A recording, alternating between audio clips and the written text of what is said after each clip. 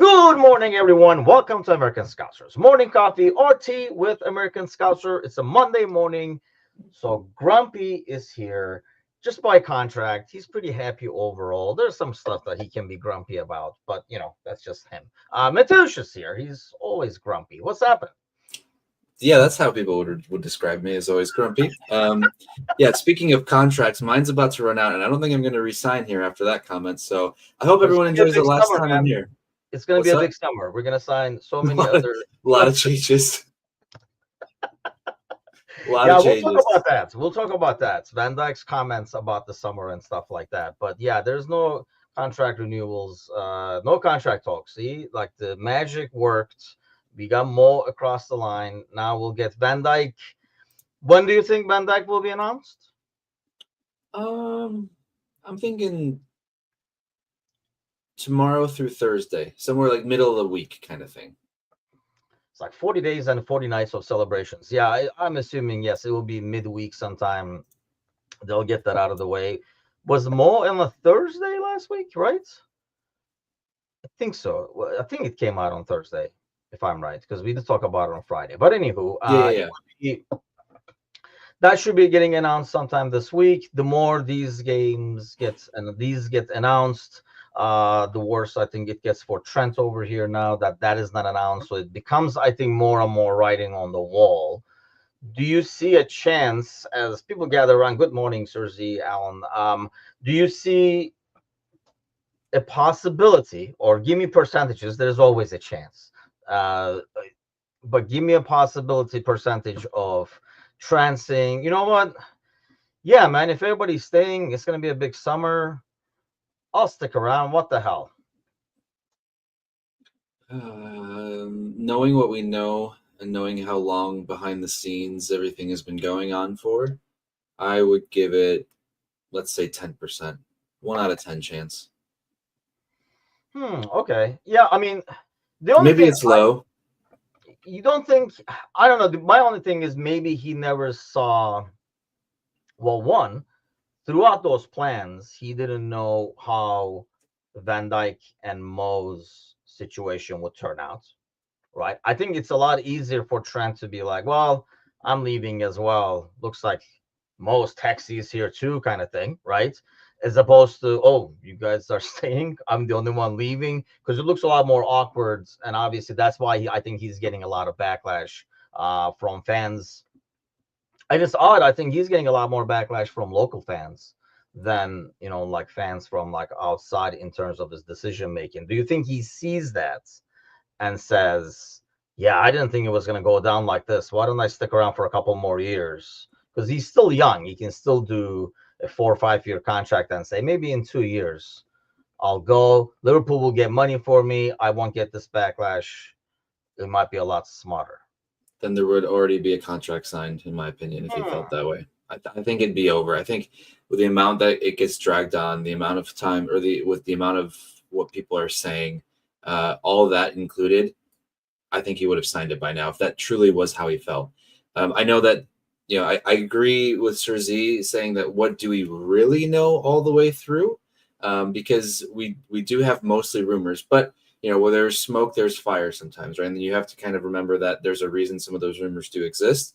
I just think in my heart of hearts, if it was a situation like you're talking about where he's seeing that they're resigning, or that they would have known weeks ago that this was the direction the club was headed with those players. I don't think it's been Mo just decided to sign the contract last Friday or last Thursday, right? They've known probably for a few weeks at least, if not a few months. So I feel like there should have been something signed by now if that was the case, which is why I don't think he's staying. I don't think it mattered whether Mo or Verge were staying or not. I think he was gone regardless. Unfortunately, I don't know. That just, I mean, you're probably right. I was just thinking that I've been saying it's not a smart decision for him altogether. I guess I don't even know if it's a hope. I'm kind of like very indifferent about him staying or going, to be honest with you. But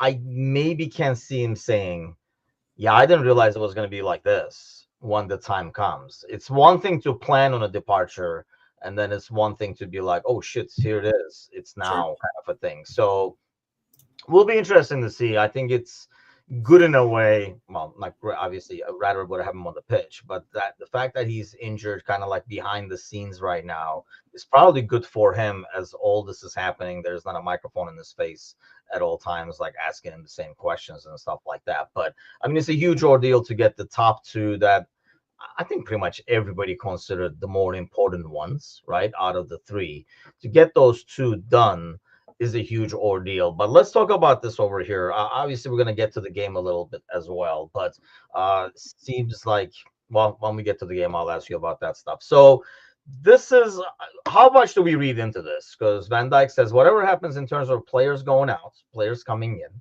I think it should be a big summer. I think they're planning to make it a big summer. But we all have to trust the board to do the right job.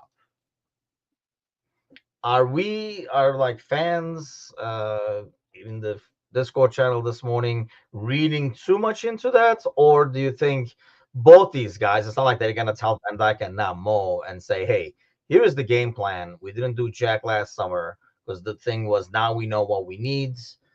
These guys are gonna go, these guys are gonna come in. It's gonna be a big summer.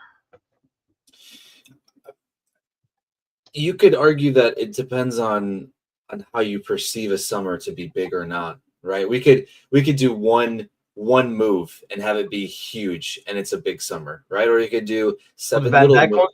a big summer though? That's what I don't know. I mean, I don't know what his definition of a big summer is. I think it was just a professional answer in terms of, yeah, you guys have seen what we've had on the pitch for the last 2 years. You guys have, I mean, as much as fans can recognize certain holes or recognize certain problems, I'm sure the players can recognize it just the same, if not better, right? Because they're in it all the time. So I think they know that there has to be something done. I think they know that there are players who are not favored by the manager. So they are probably thinking that there are going to be players that are going to have to leave.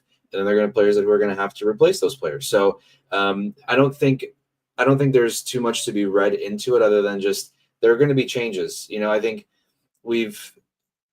because it's been a long time since we really had a huge change in the club. I know the year before we had the midfield revolution, right? I mean, that was a pretty big change. You go from Gini, Hendo, and Fabinho to Selbo, McAllister, Gravenberch. That's a huge change. I get it, yeah. But when you think about those pieces compared to possibly having to move 5-6 pieces across the entire 11 and not just the engine of your midfield, it's pretty easy to see that it's going to be a big summer because there just have to be changes. There have to be moves made. Players aren't trusted by the manager, and the manager wants players he trusts. And I think that's at the end of the day, Van Dijk recognizes that, and I think they all recognize that. Yeah, see, here's the thing. It says, I think we can 100% can improve. We shouldn't forget the quality Premier League. Yeah, these are mostly standard things, right? But the fact that I think it should be a big summer quote, I know what you mean in terms of like a politically correct media answer, but I don't find it a politically correct media answer. The politically correct media answer to me would be more like, well, every offseason there are some changes. There'll be some players who leave. There'll be some guys who come in. The board and the powers that be decide that's our job is to blah, blah, blah. And that would be, I would think, more of a standard issue copy and paste statement that he would make, as opposed to saying it's going to be a big summer. And that's why I almost feel like, these have been, I mean, it could be players that Van Dijk is very close with. And basically he was told that, like, hey, maybe these are the plans that we're thinking of doing. And, like certain guys that he's played along with, maybe they're saying like, yeah, like Robertson's going to go. You guys won't have to fight over an own goal. And then, we'll get some, some of the, we're going to get a new player here, new player there and stuff like that. Do you think that game plan, like the blueprint at least, would be laid out for him and Mo, I guess, during these contract talks? Or are they more talking about what am I going to get? How long is it going to be? Just more like personal stuff. Because you would think at their age, they have to sell him some kind of ambition, knowing it's the end of their career. Right. Yeah. And knowing that they can still, even though it's nearing towards the end of their career, they're not in a situation yet where they have to go to the MLS or to the Saudi League, right? Like they still have the quality to be able to play at a high level. And so they need to have the reassurance that the team is going to continue to compete for trophies and not sort of start meddling in, trying to fight for a Conference League spot or a Europa League spot. Like, they need to know that this is a serious team that's still serious about winning trophies. And I don't know, because you could argue that, just having Trent leave makes it a big summer, because it's a kid that's been part of the club for his entire life. He won everything for the club. He's been the Scouser in the team, right? I mean, so you could say that on one hand, a big summer could just mean that you have to go on without a guy that you thought would be there forever, right? We thought that he would be there. We thought, he said he wanted to be captain of the club. He wanted to do this and that. And so we thought he'd be there. And it is a big summer if he leaves, because then you lose the main focal point of your offense for, and under the Klopp years at least, right? We've talked about Trent being the focal point of that system, and everything almost revolving around him to make it work. And now you're having him potentially leave. So yeah, I think it's a big change. So I mean, I do agree that your politically correct answer would be a little bit more PC. But I do think that maybe there's just a level of big changes, as in, what is your perception of a big change? Yeah, that's fair, I guess. Van Dijk, as long as he's been around, I would think would know what a summer is and a big summer is. But yeah, he might be just like saying that. He's like, oh man, I just said that. I didn't even mean it like that. It's kind of a deal too. And, we're kind of like picking on his words over here. But more importantly, they get the 3 points over the weekend. Arsenal drop points again. And it's another one of those Mondays, right? Everything works out, and we get like another 5 points towards that total over there. So we can clinch the title next weekend if Arsenal loses to Ipswich and we beat Leicester. And nothing is, in terms of us with Leicester, nothing is guaranteed in the Premier League. But really, that is a team that you should be able to beat in the form and the way they play and what they have going and stuff like that. What did you make of the game overall? Fantastic first half. I think, we made some comments in the Discord, especially the first 15, 20 minutes of some of the best beginnings to a match that we've seen in a while from this team. We had the interesting kind of roller coaster of a year where in the beginning of the year we had these really great starts, and we talked about, oh wow, look how nice it is to have these great starts again, not have to go down one to wake up and then kind of have to come back from that. And then we've slowly gone back to what we have had the last couple of years of going, Jesus Christ, when are we going to wake up? And then that goal goes in and you have to wake up, or you score a goal and then you just turn off completely, and then you let 3 goals in the first half and whatever happens. So I think the first half was great. I think we saw a lot of good things. We probably should have been 2 up at halftime. And I don't think then it becomes a lot less risky of a game in the second half. We definitely, I think all of us saw that the team turned it off for a bit too long. Good 20-minute spell there where there was just too much pressure that was invited. And when you invite pressure in the Premier League, there's always a chance you're going to give up a goal.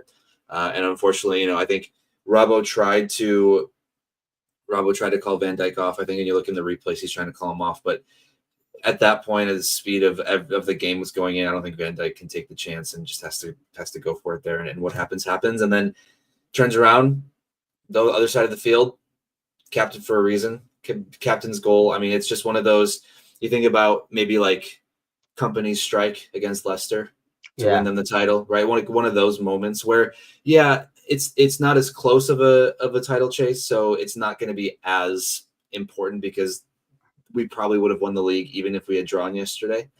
But it is a big moment to have in the year. And him just kissing the badge afterwards, I think that was just the cherry on top. So it was definitely a roller coaster of a ride. It was the most Liverpool experience we could have asked for. An amazing start, a nervous 30 minutes to an angry, frustrated 2 minutes of equalizing to then elation after the goal. I mean, honestly, like when you look at like the stats, though, I mean, I found that shocking actually, because based on the first half alone, I would have thought like the chances, it just felt like we dominated, but we did not create as much as we probably should with the domination we had on the ball. We constantly were winning it back. They were kind of like parked back, and we constantly had them under pressure. I mean, going back to what you're saying, when you keep a team under pressure for that long, you almost expect to get more chances created out of it. It just felt like it didn't. But when you look at the rest of the game, is this basically what we're going to see?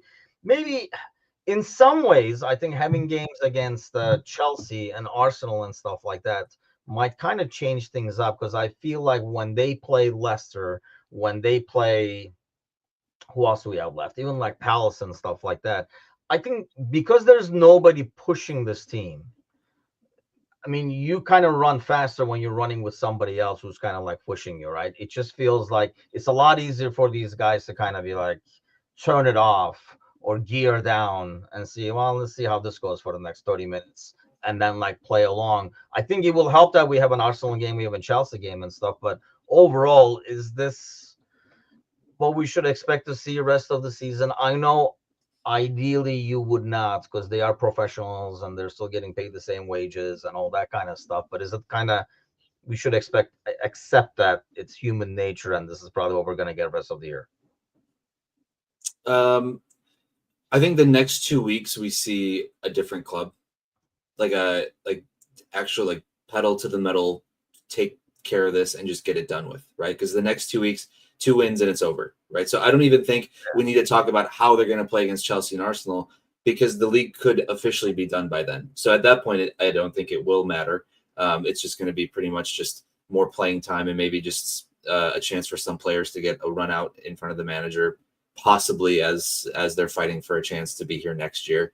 Even though I think what we've talked about in the last couple of months, the writing might be on the wall for some of the players anyway. But I think against Leicester and against Spurs, I think we don't take any chances. We don't take the foot off the gas. And it's one of those things where the team's like, we take care of these 2 games and it's done. Then we can take our foot off the gas for the rest of the year, right? If you can just finish it up, and then you've got a whole month where you don't have to really play for anything anymore, then you might want to take care of it a lot sooner. So I think these next 2 weeks we see them come out, and I wouldn't be surprised to see like 4-1, 4-0 kind of wins.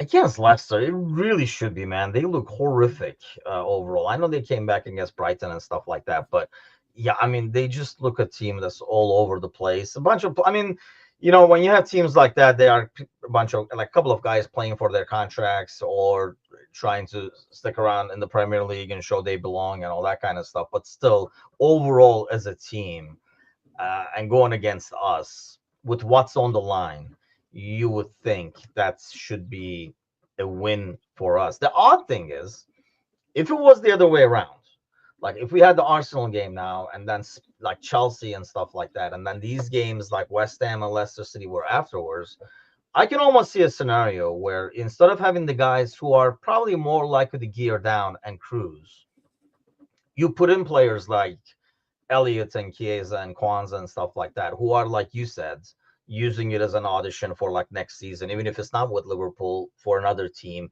or as the club yourself, you put these guys out there so that people who are interested in them, their prices go up and stuff like that. But I think the way the fixture works out, you're not going to do that against Chelsea and Arsenal. You're going to go with your best starting 11, and these guys are still not going to get the minutes. Does that hurt us? Does that not affect us at all in terms of the transfer markets, what they would get?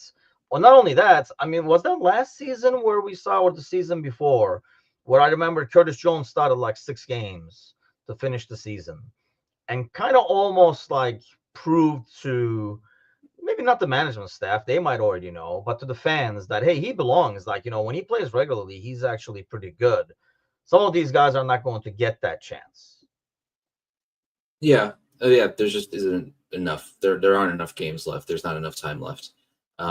So yeah, that's right. They won't get the chance. I don't know if, and that's why I don't know if there is a spot for some of these guys, and if it's worth putting them out there already.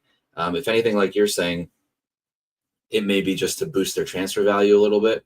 But if they put in a couple shocking performances, then maybe tank that value just a smidge. Yeah. So you have that side of it, or they get hurt, right? And then they're not as valuable again. So I get what you're saying. I do think, because after the Arsenal game, there would be 3 games left. I'm trying 2 to. games left, I think. Let me pull We're at the 32, and then we've got Leicester, Spurs 34, Chelsea, Arsenal 36. So there would just be 2. Yeah, you have Brighton away, and we finish out the Wolves. season at home with Palace. The Palace, sorry. I keep thinking about the Wolves at home in the year that City came back against Villa. Thanks for bringing that up. Good job. I know. Well, it's all Ilkay's fault. So yeah, there'd be just 2 games left then, right? When you're thinking in your theory of, hey, you played your best 11 against teams like Chelsea and Arsenal, regardless of what the results have been in the league. So it leaves Brighton. Do you? I think we would, but do you think we would, or would you? I guess let's ask.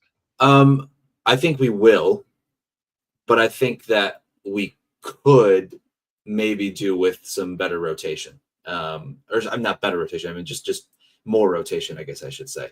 I guess the only thing then you'll just have Arteta whining that, that Liverpool doesn't want to put out their best 11 against Arsenal. They don't respect them as a team. So I don't know, but I mean, maybe it'd be worth it just for that alone, a sound clip of Arteta whining about how Liverpool doesn't respect Arsenal, so they don't put out their best 11. Meanwhile, Arsenal's getting smacked by PSG in the Champions League.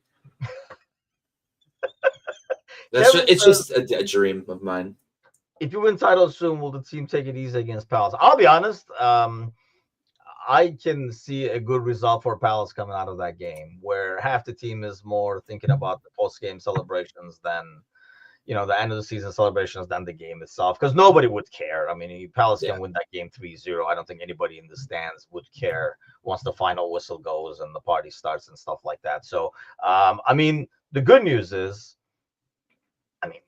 definitely Arsenal is going to give us the guard of honor at this point, right? That's almost a guarantee now. Probably going to get it against Chelsea, I would think, because not only we have to win 2 games, Arsenal can drop points too. I don't know who they have, but I know, they're going to go to the Madrid, and I know it looks on paper still an easier, because of what they did in the first game and stuff like that. But I'm trying to see, they're going away to Ipswich.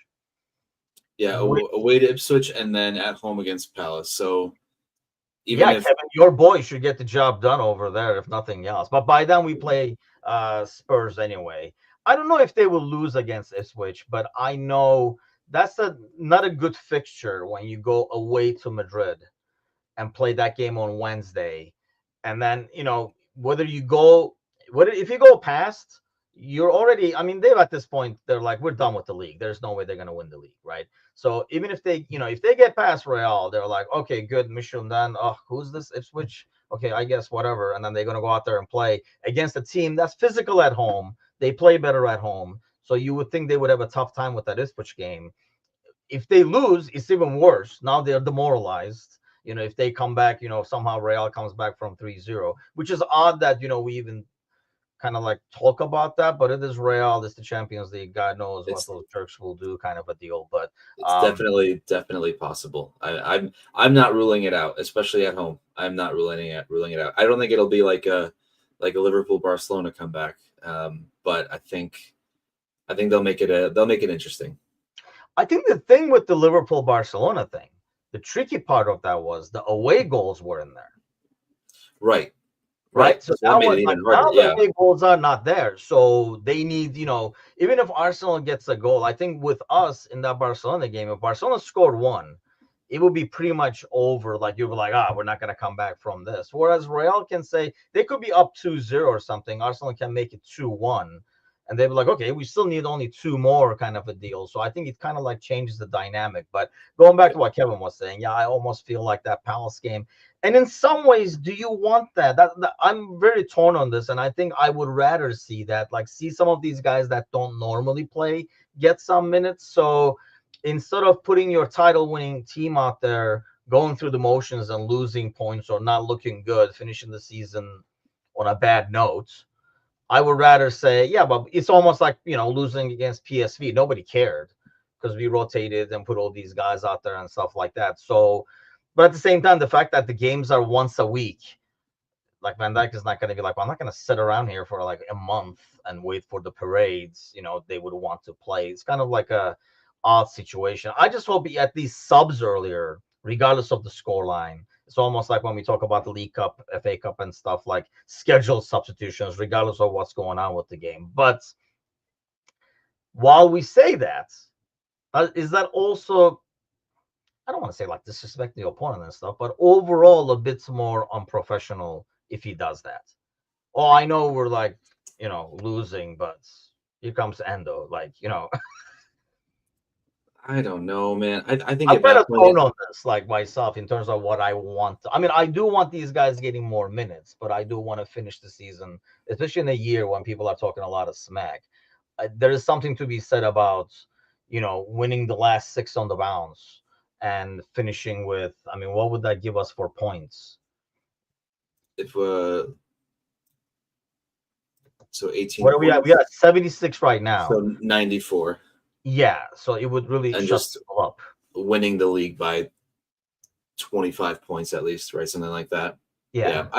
I get that. And I think the thing is there's quality in the team to still get those wins, even if we do rotate a little bit, right? It's not like you're throwing in the towel if you put on Elliott or Chiesa or Endo. I mean, there's still quality players who can at least play well enough to get you some points. I'm there with you in being torn in the sense that yes, you want to put out the best chance you have because it'll shut up any comments about, oh, it was a weak year or whatever. Like 94 points is 94 points. It doesn't matter outside of 2 or 3 years that wins the league every other year too. So, Yep. It's one of those things. But also, I mean, these guys are professionals and they want to play, right? I don't think, especially when you're down to 1 a week, the starting 11, they're going to want to play every week. They're not going to want to sit. Like you're saying, Van Dijk's not going to want to wait around. Even Gravenberch, if he's a little tired, he's going to want to play. Sobo's going to want to play. So, like, when does the parade start? Yeah, they're going to want to play because they're professionals, and they've got their own. We don't know if they have certain parts in their contract where it's appearance bonuses or goal involvement bonuses or whatever kind of bonuses that they might have in their contracts that is also incentivizing them to want to play. So I think that's something that has to be kept in mind too. And that's where I'm just at. I know, like in my head, as weak of an athlete as I am, I can think back to the times, back when, like, I can think of, especially back in high school, like our basketball team, we went 25-4. We had one of the best years at our school ever. Yeah. Well, I didn't play at all. That probably would tell you why. I sat on the bench. But even when we had everything clinched, like we were just waiting for the sectionals and super sectionals or whatever, because everything was done.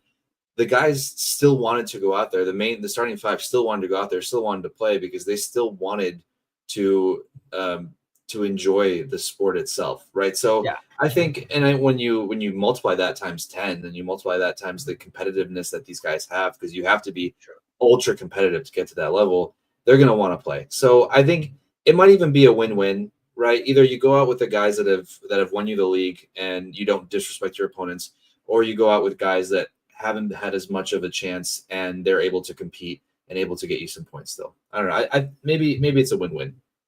I mean, in some ways, I think, these players like Elliott, Chiesa, whoever, like getting minutes would be more for fans than anybody. I don't think, Slot is going to be watching, I don't know, Elliott go against Brighton in the away game and be like, wait a second. It's like, it's the end of the season. It's freaking like, it's going to be May. I mean, he's basically coached him for like, 9 months or whatever. He's not going to be like, whoa, I didn't know he could do that. I'm sure at this point, decisions probably have been made. And I think that's why it would be interesting if decisions have been made. Like, guy who is going to be staying to get like more minutes and see like, what kind of a role would suit him and stuff like that. But if it is a big summer, like Van Dijk says, a lot of stuff is going to change anyway. And I think that is honestly, I think that's a good thing. When we did in the past, where people complained then too, when we won the title and didn't add a lot of pieces, I think a lot of change. This team already needs it. You don't want to end up like where City is right now, where everybody's aging at the same time, kind of a deal. Get Chiesa at least one. Is that what he needs? I know, like, there was a talk about, who has to get like how many games to get a medal, which I feel like it's a really, really stupid thing. Like, I get why, but like, really. I was shocked. And honestly, if we're up 2-0, like if McAllister's ball, what is that, the 46th minute or something like that goes in, I think we do see Chiesa and Elliott and stuff like that yesterday. But when it was time to protect the lead, you knew when there was only one substitution left, it was going to be Endo coming in and not Chiesa and stuff like that. So will Trent play again this season if he doesn't sign a contract, says Alan? That's a good question. I think Depends on how fit he is, because he's still injured. he's still injured. I don't know when he's going to be eligible or healthy enough to play. If he's healthy enough to play, I think they play him. And if he is like kind of ready, I think worst case scenario, you bring him. So this is a risky proposition, though, right? You bring him in the Palace game, maybe off the bench or something like that, so he gets his ovation and his thanks and stuff like that. So that's. But is that what he would get on a day like that? I think he would.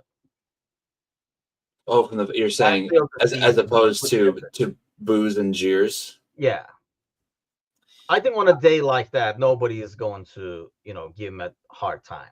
I think that's fair. Yeah, I think if it's if it was 2 weeks before that and he came on, it might be a little different. But on the last day like that, I would agree. I don't think you would ever hear like huge boos, but it would be a more of a mixed sentiments. I feel like, not everybody at least cheering or something like that. Whereas if it's on the last day, everybody's there to kind of like, be appreciative, if you will, of the season. I don't think anybody would take it on like that he's leaving. And I think you would guess that by then we know exactly what he's doing.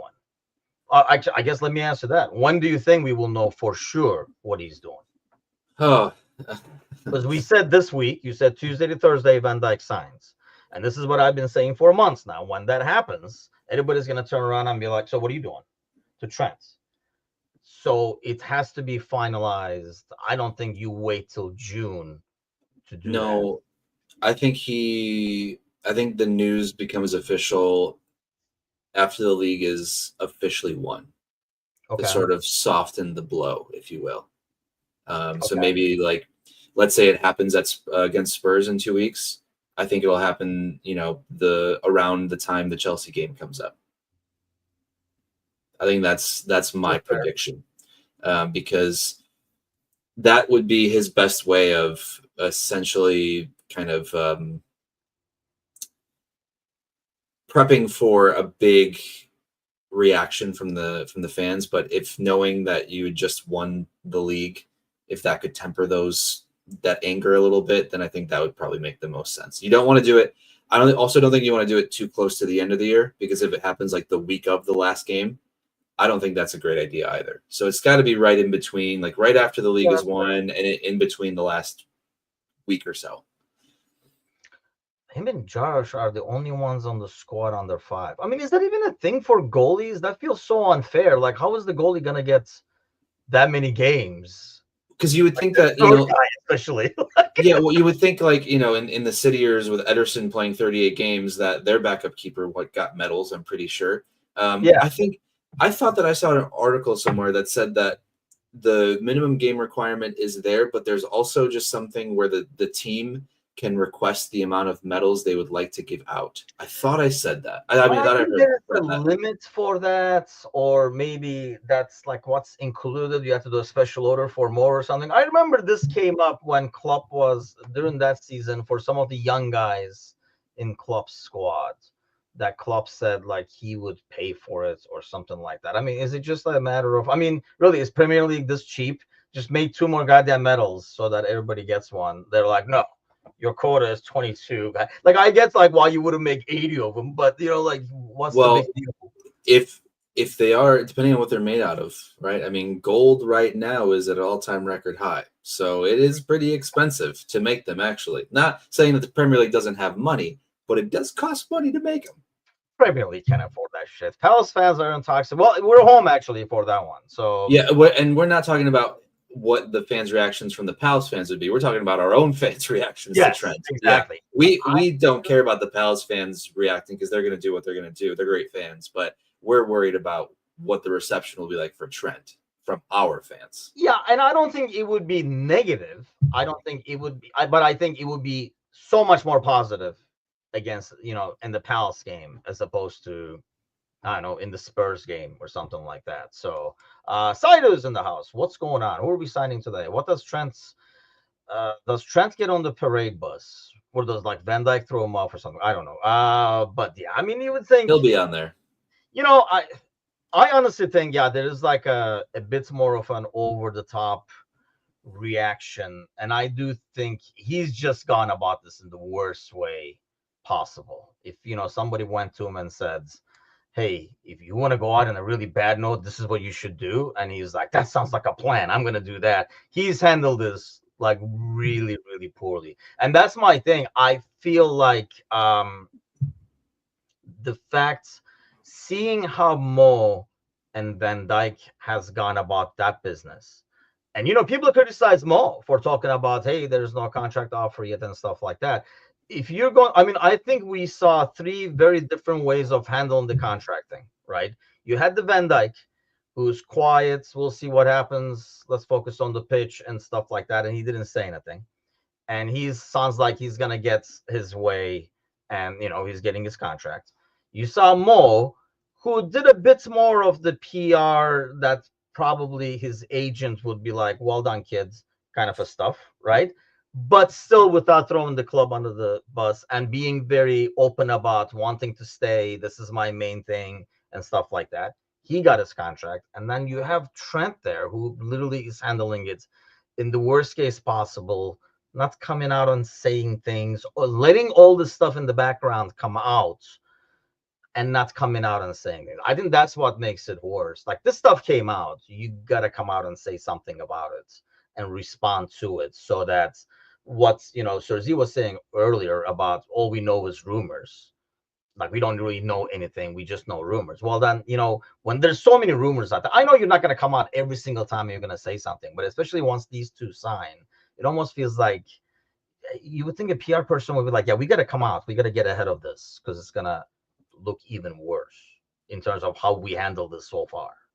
Yeah, 100%. I don't know if there's much for me to add to that. And he's your boy. Like, you're like getting affected a lot more than, I mean, he's not your boy. Like, he's not the anti-Jota, if you will, but he's not, he's not your boy in that sense. But, you're affected.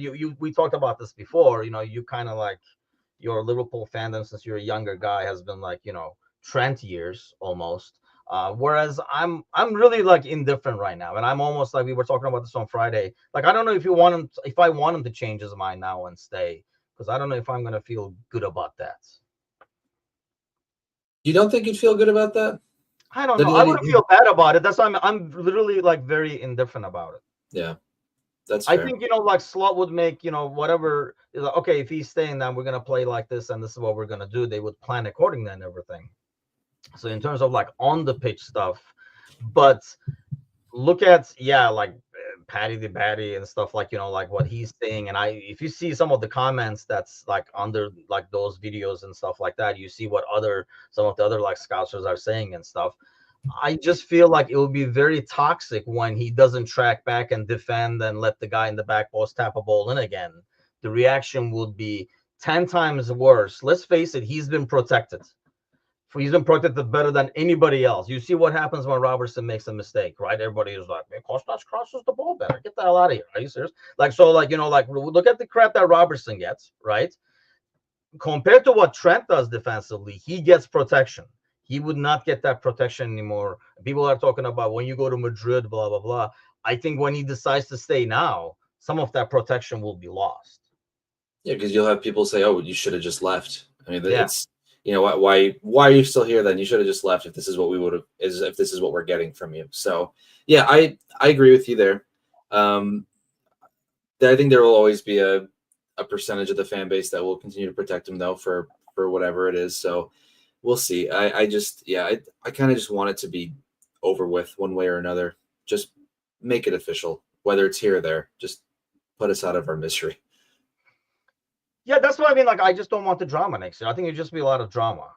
And, that's the part that I'm not, like, big on. Because every time he makes a mistake, all this is going to come right back out at this point. But that's on him, like, to create that environment in the first place. If he played along like what Van Dijk did, But okay, look, let's do the devil's advocate. Is that on him that all these Real Madrid stuff is coming out? I guess partially it's on him because he's the one out there talking about it. Like his people are talking to Real and stuff like that. Whereas nothing came out about Van Dijk or Mo about talking to a third party during this entire thing. And neither Van Dijk or Mo were out signing Real Madrid jerseys randomly sometime. Right? Man, that signature really hurts you. No, that's the first time I've ever brought it up. But I'm just thinking that when you're saying, hey, what could you have done to not get to this point? That's something you could have easily not done, right? And been like, I'm not going to sign that, right? Yeah. I'm sorry. I'll sign something else. You want me to sign your shoe? Like, I mean, I don't want to sign that because I know what's going to happen. Yeah, that's better. Like, I know. And then you know how much better it would look for him. It goes, all the fans would say, oh, look, Trent turned down signing a Madrid jersey. He decided to sign his forehead instead. Like, he's a true Scouser kind of thing. And that just visually, perceptively would look a lot better for him than doing what he did there. So there's definitely moments that could have helped the perception. I don't know if he cared enough to. I think that's the thing. I just don't think he cared enough to make it look one way or the other. He kind of was just going to take it however it went. And that's just the trend that we have now. Which is why I'm very indifferent, I think. Yeah. And again, that's he's fair. Not a kid. Like this whole, like, oh, he's not a kid. Like for this occupation, for this line of work, he is not a kid. You have like freaking Yamal and all those like freaking like Nico and stuff like that. Actual kids. If they do something like this, I would go with like he's a kid and rose to fame way too fast, like Arda and all these like teenager guys, right? But he's not a kid. He's been around and he has so many big time pros around him. And he's going through the same thing. Two of the world's biggest stars are going along with him to look at least to say, what are you guys doing? I'll do what you're doing. Because it seems to be working for you so far, kind of, especially like Mo, who has gone through this contract thing before. I mean, it was not probably as bad as this one, but he went through this contract signing thing last time he signed the contract. It was the same drama, not as big as this one, but a very similar drama. So you would think it'd be a lot easier for him to say, I'll do what you're doing, because it seems to be like working kind of thing. But yeah, it's definitely very, very poorly played. And that's why kind of like indifferent. I mean, I know Saido wants, I mean, I'm assuming he doesn't want Elvis himself. I think he's like 45. But I don't even know. Like, we talked about this on the Monday. I think we talked about this before with you. Like, we really don't know what we want. Yeah. We don't know. I know that, I mean, I was watching something the other day about like Feyenoord, like what he does there. And I've seen some stuff about like, what will Liverpool do without Trent? So it reverts back to what normally Slot does, right? And it's not like a winger that goes up and down. So I don't even know if Kerkez fits that. Unless there's something to be said about changing your system and changing your style after seeing what the Premier League dictates or what it needs and stuff like that. So he might say, yeah, we have to adapt. You do need guys who are going to, go up and down the field on like the wings, who's going to come back defensively, but it's also going to be able to kind of like do the overlap and stuff like that. But what do you think, as what you've seen from so far, that what he would want? Are we going to get a guy like Kerkez who really is, I mean, he's good defensively and he's a strong dude and he's fast, but his really big thing is like how he helps going forward. Yeah, I think what we're going to look for is a ball-winning, intelligent defender who doesn't necessarily give you the end product going forward, but gives you elite end products defensively. Because I think the system is going to be predicated on the midfield retaining the ball and then pushing it up front, rather than having the fullbacks joining up front to then be able to be part of play up front. So because I also think it depends on what happens on the left side too, right? Because you might have a situation where maybe we saw a lot of like inverted runs from Robbo early in the year that he kind of moved away from, because I remember just seeing Robbo constantly doing inverted runs in between the left wing and the strikers. Every game it felt like he was finding those pockets in there, and then they moved away from that. So I don't know if it's one of those things where, depending on which side he wants to invert from, maybe the right side is a more ball dominant, possession carrying kind of type, and the left side becomes more defensive. Or maybe you just shore up all four defensively in the back and kind of just stick to maybe 7 going up or 6 going on the attack, and not necessarily having anyone join on the attack there. I just don't know from what we've seen if we've seen enough to know what he's looking for, if he's just, what we've seen is what he can do with what he has. And I think that's kind of more than the boat that we're in, is that he's made do with what we have. And I think someone like Bradley could fit the profile if he gambles a lot less defensively. I think the one problem with Bradley, he's still very young and he likes to get on the ground a lot to be able to make that tackle. Yes. And you don't necessarily want that from a defender all the time. I think, who was it? I don't remember who was. Oh, Maldini. So yeah, if as a defender, if your shorts are dirty, like you did not play a good game, right? That means you had to recover, right? So I think the Bradley type could work because I think he possesses the ball well. And he has a decent pass on him. He doesn't have a great cross, but he can move with the ball really well and give you a little bit going forward. And if he's just a bit more smart defensively, he doesn't take as many risks, that would be the kind of guy that I think Slot would like. Yeah, I agree with him. I know, like, it gets, when he did it against Mbappe and stuff like that, but that's again, that's a risky business. Everybody's saying that there's t-shirts with that tackle now, but if he's half a second late, that's a red card, and I don't think you have a t-shirts of that. But what was it over here? Jota took Maldini's advice literally. I actually think, here's the problem with Jota. Like, when I watched the first half over there, right, what doesn't get seen is, with Jota, he's a goal scorer, right? So when he doesn't score goals, people like, Jota haters, I don't know, you come to mind, basically say, oh, what is he doing and stuff like that. Whereas he's doing a lot, like off the ball, like the clever runs that he makes and stuff like that. So because he's a goal scorer, none of that gets seen unless he's scoring, right? But when Nunez gets out there, he can't score goals. So now everybody is looking at, but look at the run he made and stuff. But Jota's making the same runs. You just don't acknowledge Jota's runs because you know Jota for scoring. So if he's not scoring, Jota is not doing anything. I mean, when you watch that first half, when you go back, look at what Jota is doing off the ball or as part of the pressing.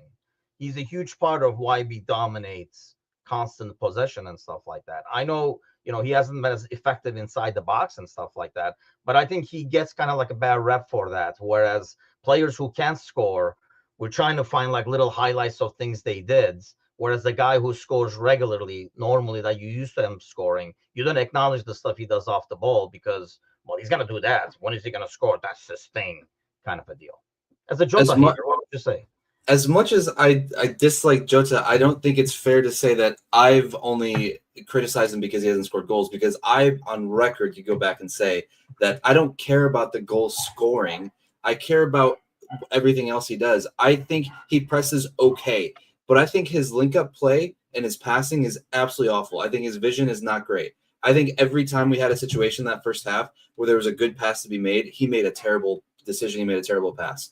I can respect the runs he makes because that's what he's paid to do. But I think when he gets the ball, the few times he gets the ball in that first half, he is wasteful with it. And I think that's how it's been for months, is that he's just wasteful with the ball unless he's in the box, and had that one goal against Everton, and that's pretty much it. I don't know. I'm not disagreeing that he's been poor form. I mean, you've been loving it. No, I'm just kidding. But I mean, he's been in poor form. I don't think we can. I can't dispute that, but I just feel like some of the stuff he does gets overlooked more than if Nunez does it. There is something I agree on Saido about. Whether Jota scores or not, he's far better playing than playing Nunez. I agree with that. Yeah, it's definitely that. Gakpo has not been the same since he came back from injury too. And I know it takes a couple of games to get to the pace and stuff, but he has not been the Gakpo that we were used to before he left and said, yeah, he deserves that left wing spot. I mean, Diaz, for all the crap that he gets, and everybody's like, oh yeah, he should be gone and stuff. I mean, man, the work rate that guy puts in, and how direct he is. He's the only guy who's that direct. Now you're not getting as much of that from Mo anymore. So that's your guy on the left-hand side. I think he was the man of the match on SofaScore too, by the way. But yeah, he has been excellent. I mean, really, I think Serzi was talking about earlier for like Trent, you have to somehow replace the passing. And I think a big part of that would be having a 9. I mean, having a, whether it's a traditional 9 or whatever, but having somebody in the middle over there that can do more for you. Let's face it, we won the title with our best moments have probably been, I know Gally was saying early in the season when Jota was out there, the beginning of the season, we were well. But really, like the run we made for the most part was when Jota got injured, and then we were playing Diaz in the middle and Gakpo on the left. So we've done this season really before without having the good center striker performance. Because if you have a 9 that requires more attention, right? And when you think about teams that have that prolific 9, there are moments there's space opened up to other players because they attract so much of the attention. You think of City with Haaland. Haaland attracts so much attention that there's space for players outside of Haaland to be able to make plays, right? So once you have a proven guy that the defenses have to work around, you open up the spaces to be able to make the plays from midfield, right? Because I think between McAllister and Szoboszlai, I think the ability, the passing ability is there. I just don't think that the room is there necessarily, because it feels like we're very much forcing the ball to Mo or giving the ball to Diaz and saying, hey, do what you need to do. Just try and get by your guy and slot the ball into the center and see if anyone comes up with it. And Mo is very much, let's give you the ball, see what you can do with it. Because there isn't anyone through the middle that is threatening enough right now that commands any sort of attention. So when you have players across all 3 positions up front that demand their own attention, it opens the game up, and then allows your midfield to make those passes. It allows your midfield to make better decisions because it's not all just dictated to one spot all the time. So he's bringing back Bobby and Mane, wheel them out there and see what happens. But yeah, I mean, if you had prime Bobby right now, like this season, especially when you have a guy like McAllister in midfield who knows when to time the runs into the box and go behind them, Szoboszlai and stuff like that. Yeah, I mean, it would make everybody's job easier. Going back to our conversation earlier, I mean, I'm sure, maybe Mo was told, and man, so that we are going to get a guy in the middle who's going to be making life a lot easier, and because he's going to do what you're saying, like take people away and create you more space. Because yeah, I mean, you're right, you always have like a couple of guys looking Mo's way, and like Jota, half an eye, Nunez, you're gonna have to look at him, he's probably defending himself being offside and stuff. I'm giving him too much shit. I mean, there has been some games where he's done well and stuff like that. But are you shocked that, because I didn't hear anything of an injury, that he was not even in the squad yesterday? He was sick, some sort of illness. Yeah, that's the official report. Like the runs, if you will. Or well, I mean, the runs were offside though, so I don't know. Oh, that's horrible. I think it's I don't know, maybe not. And the thing with Chiesa, with that thing, I worry about is durability. I mean, we're talking about Isak's durability. I would worry a lot more about Chiesa's durability in that position, because that's a position that you do get beat up a lot physically, squeeze in between, like, center backs and stuff like that. So that's what I thought made Bobby so special, because even though he wasn't a big dude, he was very strong and sold his ground, and he hold up play and stuff like that too. So, and the things that he could do when you play against a guy who can do some like crazy stuff, in terms of like technically so good on the ball, the way he can turn and stuff, it makes them harder to defend, and it makes it harder to be physical with them, because you didn't want to get right up on Bobby, because he would do some weird Brazilian voodoo trick on you, and then he'll be gone, and you're not going to catch up to him. So Yeah, let's bring Prime Bobby back. I'd be all for that. I honestly, I mean, in a selfish way, I enjoy that kind of a striker play better than like a Holland or anything, something like that, like a traditional nine. What But what as about they a prime goals and get the job done, I'm good. what about a prime Fernando Torres in this setup? Ooh, that's good too. That would be That'd fun. be nice. Or Yeah, hell, just go with Suarez. Why not? I see. Yeah, I mean, yeah, I'm just not a Suarez guy. I was watching highlights of. I didn't know actually. I started my reffing career, so I was reffing some kids yesterday, and one of the kids didn't show up because he had like tickets to the Fire game, and I was like, dude, the game we're about to play is probably better than the Fire game. Only Matush is gonna be there. I didn't realize they were playing Inter Miami. Miami, No, so it they was yeah. one of my friends went there and he sent a picture of the stadium and they never opened the upper like 400 seats for any Fire game, and it was packed and it ended 0-0. And I know that there's so many people whose first soccer experience was probably that because of Messi and all this, and it ended 0-0, and they're like, okay, I don't know if I can ever do this again, and then they'll walk away. Yeah, so I watched the highlights. There's some like ridiculous misses too. Funny story, by the way, when Matush and I went to the Fire game, this is how long ago? It's been a while, like 4 or 5 years ago, maybe? Four. I think 4. 421. Yeah. We were behind the goal in the cheap seats, right? And I remember like we were watching, like there was like the subs were warming up in front of us, and we saw this kid. He looked like he was like 12, and we had to Google him to find out who the hell he was and stuff. And it was like Brian, and he was from like Berwyn. So Berwyn we're like, Brian. oh, Brian for Berwyn, put him in. Brian from Berwyn. He came in, and we were like, oh, Brian for Berwyn. It's hilarious that 4 years later, the guy is like in the billboards as I drive down 55 and stuff. It's like, what the hell happens? Brian So grew yeah, up. my scouting career started way back then. So yeah, I should get out more and watch more subs warming up. But yeah, the refereeing I recommend it to everybody. At least while the weather is nicer over here, it's been decent. I am red How, as hell. how It was many sunny on Saturday. how many cards did you give out? Zero actually. I was a center ref on Thursday. No events. I mean, it was a pretty smooth sailing. Nobody pitching from the sideline and stuff like that. And I was a solo, which is really hard. Like no AR, it's kind of tricky. It's a middle school game, but it was a clean game, so it was good. I was an AR on Saturday on 2 games, so I'm not gonna show cards there.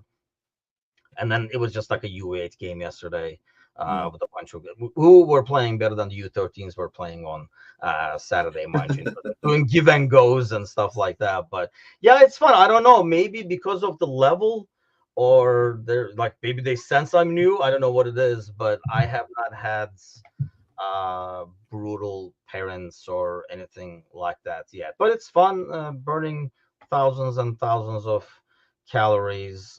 So it is kind of like painful right now. A lot of soreness happening, but hopefully I'll get used to it in a couple of days over here. Well, it's Monday for you. Like I have a game today, for example, at 4 o'clock. But what do you have planned? Come on over. Yeah, you can be my AR because it's another game I don't have an AR. So Am I gonna get paid?